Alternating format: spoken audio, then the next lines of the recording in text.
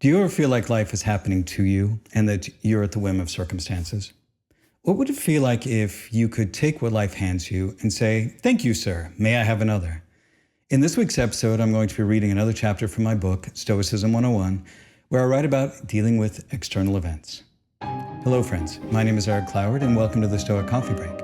Stoic Coffee Break is a weekly podcast where I take aspects of Stoicism and do my best to break them down to their most important points. I share different ideas from modern philosophy and neuroscience and psychology, as well as my own experiences, in the hope that you can learn something from them, all within the space of a coffee break. This week's episode is called Freedom from External Events, Embracing the Power Within. So, as I've mentioned before on this podcast, I finished up a book this last year and launched it in February. It's called Stoicism 101, and I reached out to my publisher to see if I would be able to share some of the chapters with you, and they gave me 3 that I could, so this is the second one. And like I said, today's episode is all about freedom from external events. So let's get started. Look within, for within is the wellspring of virtue, which will not cease flowing if you cease not from digging. Marcus Aurelius. In the pursuit of tranquility and virtue, Stoic philosophy offers a powerful framework, freedom from external events. Stoicism teaches that true peace comes not from controlling the external world, but from mastering one's reaction to it. Stoicism empowers individuals to achieve freedom from external events by cultivating inner strength and resilience. Stoic principles of inner freedom. A core principle of Stoic philosophy is the distinction between what is within one's control and what is not.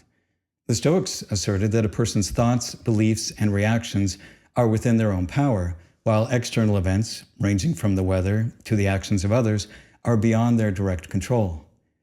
Epictetus, one of the key Stoic thinkers, succinctly encapsulates this in his Enchiridion. Some things are in our control and others are not.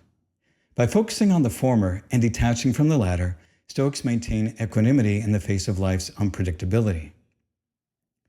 Mastering responses to external events. Stoicism teaches that freedom comes from the mastery of one's responses to external events. This mastery involves reshaping one's perceptions and judgments, which are often the real sources of distress.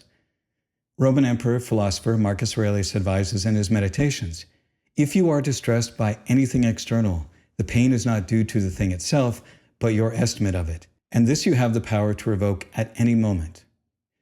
By changing your internal responses, you not only ease your suffering, but also reclaim your freedom. The dichotomy of control.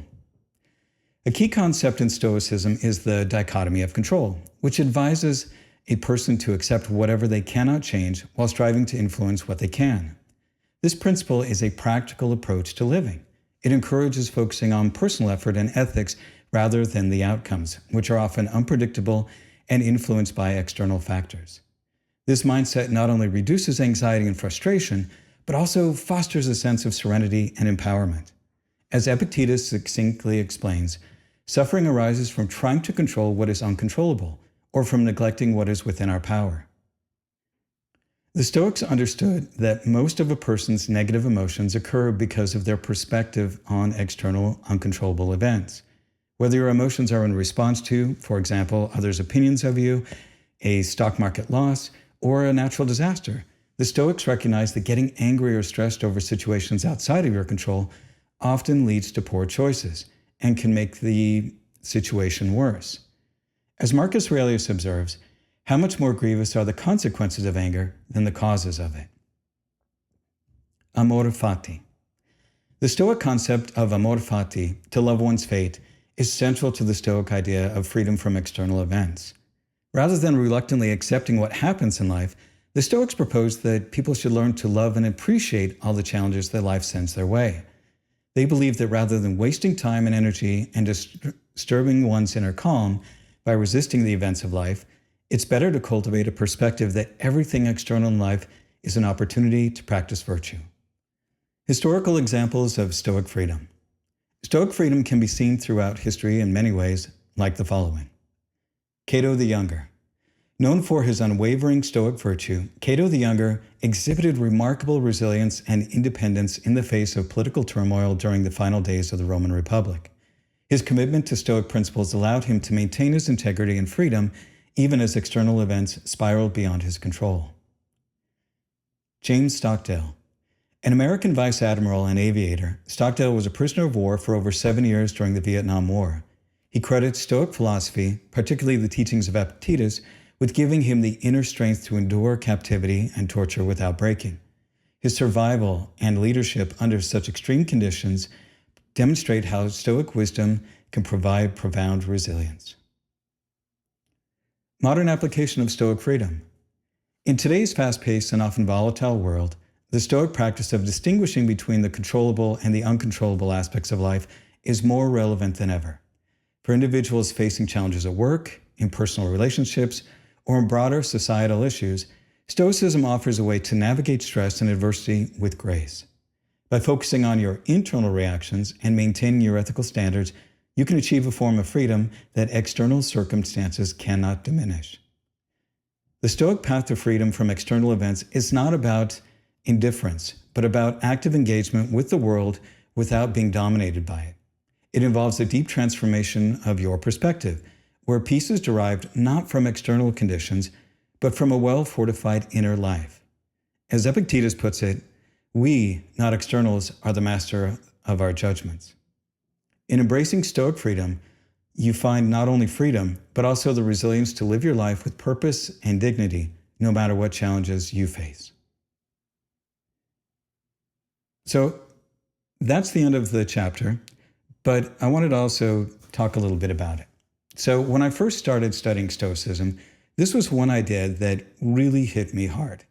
I began to become more aware of how I let outside things have such an outsized impact on the way that I viewed things. When I would start to feel annoyed or frustrated by something, I would take a moment to see if I could be a little more objective. I would try to separate what was fact and what were my feelings and thoughts about the facts. That little pause helped me to see just a little more clearly what was under my control and what was not. By understanding what you can control and letting go of what is not under your control, you're not giving up, you're being wise.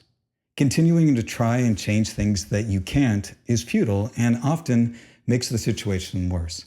Slowing down, weighing your options, and taking a step in the right direction will, at the very least, help you make progress and may even lead you to the right path.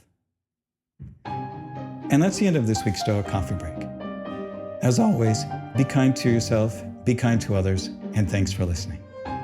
Also, if you haven't purchased my book, Stoicism 101, I would really appreciate it if you would. You can find out more information about it on my website at stoic.coffee. Also, if you're not following me on social media, I would really appreciate it if you give me a follow. You can find me on Instagram and Threads at stoic.coffee, and Facebook, LinkedIn, TikTok, and all of the others at Stoic Coffee, all one word. Thanks again for listening.